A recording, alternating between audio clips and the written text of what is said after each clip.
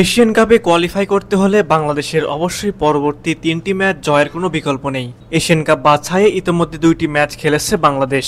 একটি ড্র ও একটি হার নিয়ে খুব একটা ভালো অবস্থানে নেই হামজা সমিতরা। সবশেষ ম্যাচে ঘরের মাঠে সিঙ্গাপুরের বিপক্ষে হেরে যায় বাংলাদেশ, যার ফলে খুব একটা ভালো অবস্থানে নেই লাল সবুজ বাহিনী। তবে এখনো সুযোগ হাতছাড়া হয়নি বাংলাদেশের। এশিয়ান কাপে কোয়ালিফাই করতে হলে বাংলাদেশকে পরবর্তী ম্যাচগুলোতে অবশ্যই জয়লাভ করতে হবে।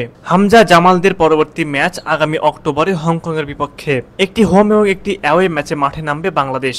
যে ম্যাচ দুইটিতে জয় ছাড়া কোনো বিকল্প ভাবার সুযোগ নেই হামজা সমিতদের। এশিয়ান কাপে কোয়ালিফাই করতে বাংলাদেশের সামনে রয়েছে আরো 4টি ম্যাচ, 2টি হংকংয়ের বিপক্ষে, একটি ভারত ও আরেকটি সিঙ্গাপুরের বিপক্ষে। এই 4টি ম্যাচের মধ্যে 3টি ম্যাচে জিততেই হবে বাংলাদেশকে। যদি তা না হয় তাহলে এশিয়ান কাপে কোয়ালিফাই করা অনেকটাই অসম্ভব হয়ে পড়বে লাল সবুজদের। আর সেই জন্য মূলত অন্য কিছু ভাবার সময় নেই হেড কোচ হাবিয়ার কাবরেরার। বাফুফে মনে করে হাবিয়ার কাবরেরা বাংলাদেশের সর্বকালের সেরা মাস্টারমাইন্ড কোচ। কাবরেরাই পারবেন বাংলাদেশকে এশিয়ান কাপের মূল পর্বে কোয়ালিফাই করাইতে। তবে বাংলাদেশের সাধারণ সমর্থকরা মনে করেন কাবরেরা বাংলাদেশের সিন্ডিকেট প্রোডাক্ট, তার সিন্ডিকেট বাংলাদেশকে নীরবে শেষ করে দিচ্ছে। অথচ বাফুফে যেন সেই কাবরেরাকে ধরে বেঁধে রাখতে চায়। কি এমন আছে এই কাবরেরার মধ্যে? অভিজ্ঞতা শুনলে কাঁদবেন।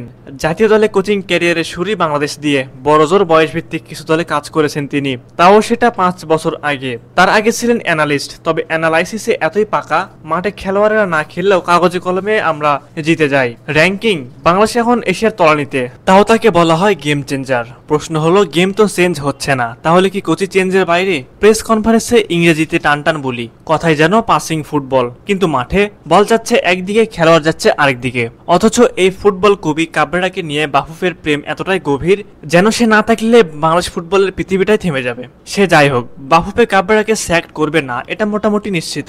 সুতরাং এই মাস্টারমাইন্ড কোচকে নিয়ে হামজা সমিত সোমদের পারফর্ম করে যেতে হবে, দলকে জেতাতে হবে। তবে কাজটা যে মোটেও সহজ হবে না এটা আমরা সকলেই জানি। হংকং বেশ ব্যালেন্স একটা দল, যাদের হারানো সহজ হবে না। এই সবকিছু মিলিয়ে বাংলাদেশকে পরবর্তী 4টি ম্যাচে 3টিতে জয়লাভ করতে হবে। তা না হলে এশিয়ান কাপে কোয়ালিফাই করা মোটেও সহজ হবে না বাংলাদেশের জন্য।